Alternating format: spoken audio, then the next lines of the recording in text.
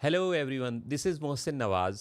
हिंदुस्तान के मारूफ शायर साहिर लुधियानवी ने एक बार कहा था, गुज़िश्ता जंग में घर ही जले मगर इस बार अजब नहीं कि ये तन्हाइयाँ भी जल जाएं। आज जंग की बातें हो रही हैं।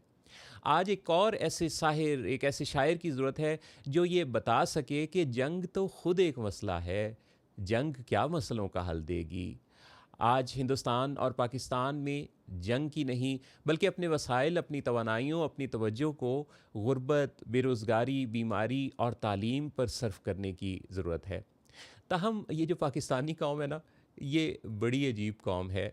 ये आपस में लड़ते फिरते रहते हैं, कभी मज़हब के नाम पर, कभी सियासत के नाम पर जब इनके वतन की बात आती है ना, तो ये अल्लाह का नाम लेकर एक जान हो जाते हैं और एक ताकत बन जाते हैं। लिहाजा अमन की ख्वाहिश, अमन के पैगाम को कमज़ोरी नहीं समझना चाहिए। उनका जो काम है वो अहले सियासत जाने। मेरा पैगाम मोहब्बत है जहाँ तक पहुँचे।